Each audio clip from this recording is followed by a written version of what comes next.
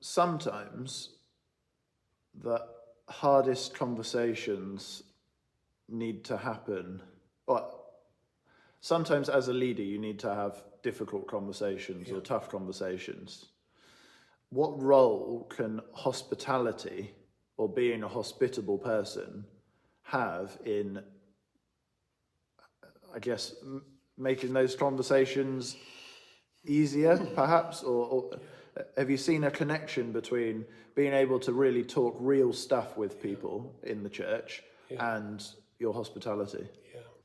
Every difficult conversation, it has to be grounded in a good relationship. It was once described to me as being like a bridge. You know, if you've got a 2-ton bridge, you don't drive a 5-ton lorry across it. And if you've got a 5-ton confrontation to give, you don't do it across a 2-ton relationship.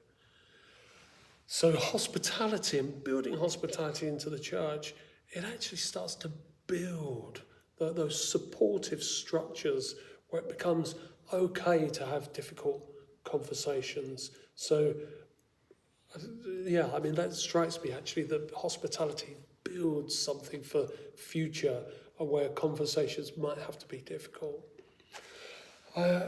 This is also about valuing other people, respecting people for who they are, and to be able to tell the truth in love is just such a wonderful gift. And it's that part in love. And love is something which is to be experienced, to be known, and for, you know, when speaking truth, if there are hard words, then if I have to give that a tough message, then I personally need the reassurance that the other knows me and knows that I'm offering these things because it's right and godly, and also to know that I won't be thought any less of as a result, that I won't become the baddie as a result, or that I will be feared. So hospitality, I think, provides that relational valuing sense of worth upon which we can speak the truth to one another.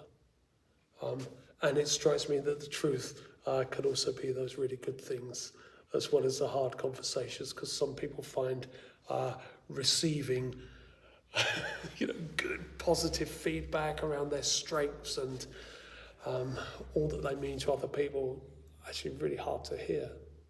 So it cuts both ways.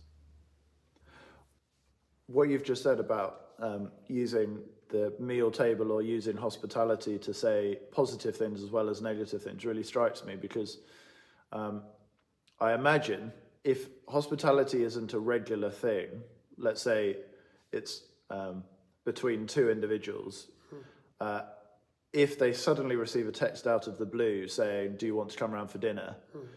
It might strike them as, oh, this is odd, or, oh dear, am I in trouble? Because if we're only using hospitality in order to have the tough conversations, then again, it's probably not hospitality, really, is it? No, it's not. No, I have an adverse reaction to what you've described there. Hospitality is not a utility. It's not a tool that we use. It's who we are. And I've been on receipt of those that, we must get together for, why don't you come over? And you're just second guessing whether there's an agenda here. That's not hospitality for me. In fact, it feels quite inhospitable. It feels that it's not quite telling the truth. It's like a sugar coating on a bitter pill, which is not good. If you find yourself in that situation where you've got a difficult conversation to have and you're thinking, really ought to invite them over for a meal, that'd be the best place, think again. It might be better just to say, can I have a conversation with you? don't do it over a meal.